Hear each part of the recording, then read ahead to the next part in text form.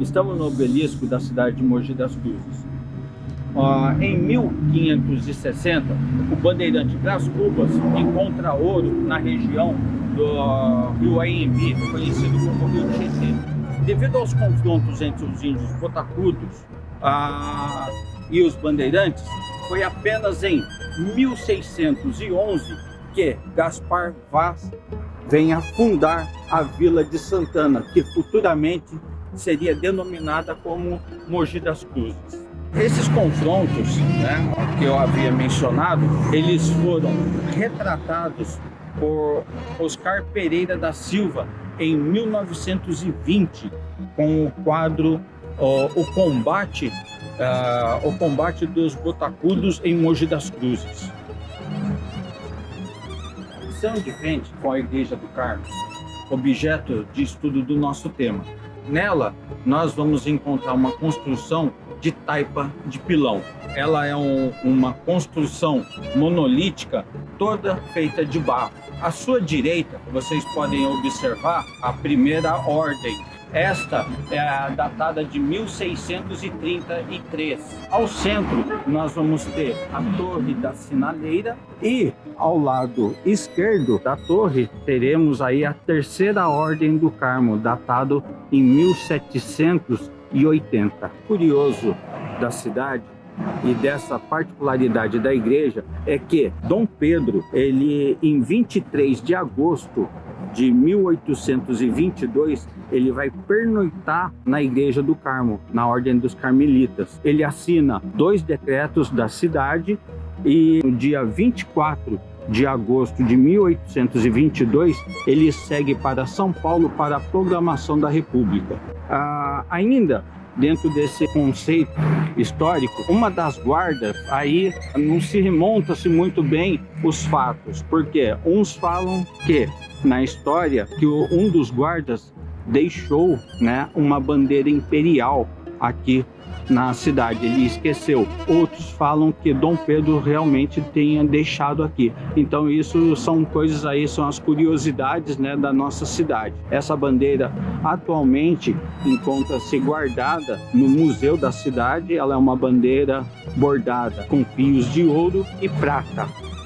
Ainda dentro do conceito da arte sacra, nós na cidade temos a Festa do Divino, que é uma festa religiosa dos agricultores que faz um agradecimento à colheita, à fartura que tiveram. Essa festa é uma festa de mais de 400 anos. Estamos no interior da Primeira Ordem da Igreja do Carmo, na qual nós temos uma arquitetura com estilo barroco, tá? E vamos adentrar um pouquinho para conhecer um pouco mais dessa arte.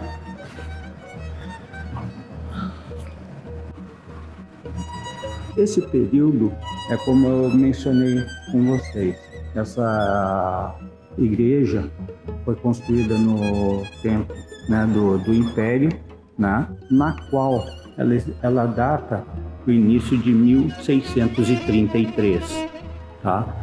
A característica barroca, ela é assim, uma característica muito utilizada como detalhamento em madeira e obscura.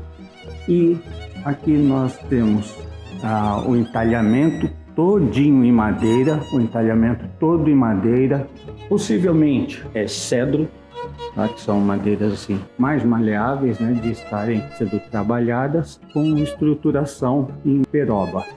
O projeto em si é de João da Cruz, tá? Isso tudo é um projeto português.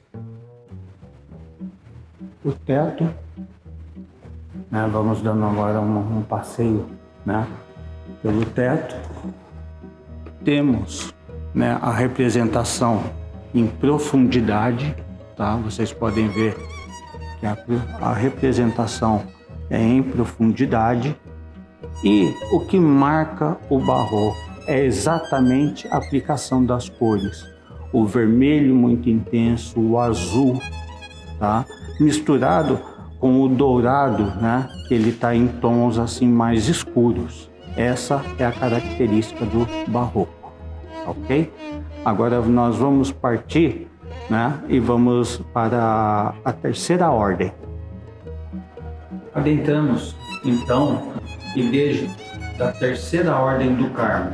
Lembrando que tudo isso é dentro de um mesmo complexo. Tá? Então, vamos fazer um passeio, vamos conhecer um pouco mais a respeito dessa arte agora. O que nós tínhamos na primeira ordem, na primeira igreja, o barroco, nós agora, aqui, vamos ter o rococó.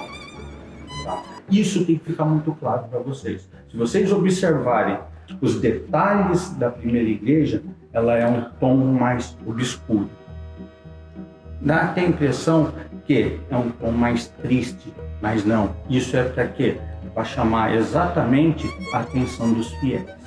Tanto a primeira ordem como a segunda ordem, uma de 1633, a outra agora eu estou exatamente em 1780.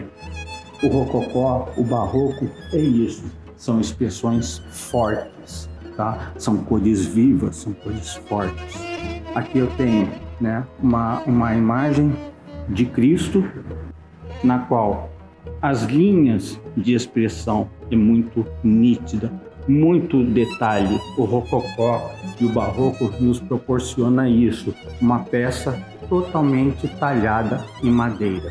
Chegamos, pessoal, ao altar.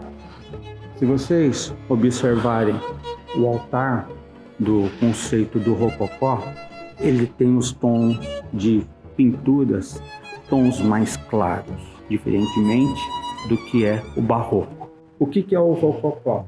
O rococó é exatamente isso. São detalhes, é uma linguagem que ela vai totalmente o oposto do barroco. O barroco é aquela que você teria assim uma cor, né, tons mais tristes. O rococó não. O rococó ele vem diferente. Ele vem para trazer exatamente a alegria. Então por isso é a aplicação dessas cores em pastel, uma cor mais clara, em tons mais claros, tá? Olha só, existe uma simetria. Lembrando que o barroco que estamos aqui conversando, tá? Ele é o quê? É o barroco paulista. Por quê? Nós temos o barroco mineiro, que ele já é um outro conceito. Ele já usa o barroco mineiro, ele já usa um conceito de expressão mais marcante. Já o barroco paulista, não.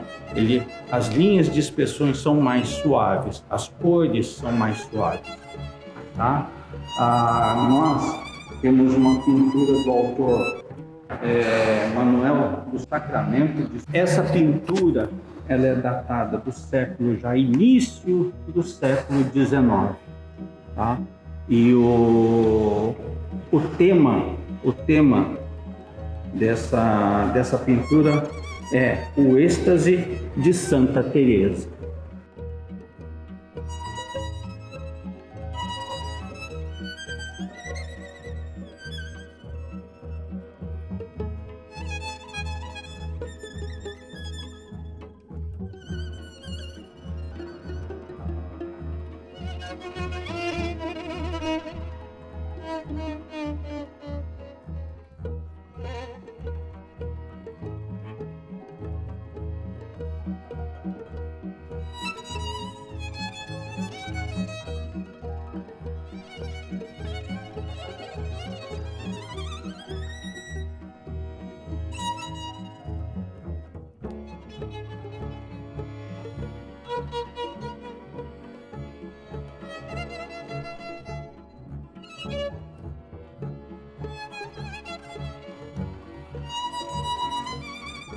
É o que nós... Aqui, essa imagem, eu vou dar uma parada com vocês e vou explicar melhor. Porque essa imagem é de Santo Elesbão, tá? Agora é que nós vamos entrar nos detalhes dela. Se vocês observarem, a parte de baixo dela, tá? Ela é estruturada em madeira. Por quê? Porque esta é uma roca de vestir. Ou seja, você pega a vestimenta e coloca pelo busto, tá? Aqui pelo busto dele, né? E o resto da vestimenta vai cobrir toda a estrutura que está aqui, ó. O porquê disso?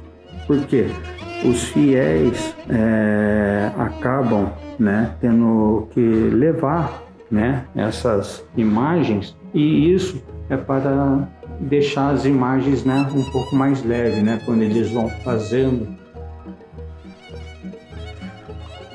Pessoal, e esse foi a apresentação do meu trabalho, tá, para o curso de licenciatura em História da Faculdade Clarentiana. Gostaria de agradecer a todos os docentes, tá, que me apoiaram. Gostaria de agradecer imensamente ao curador do acervo do Carmo, o senhor Marcos, e o Frei, que nos atendeu imensamente, com muito carinho. Um forte abraço a todos, fiquem com Deus.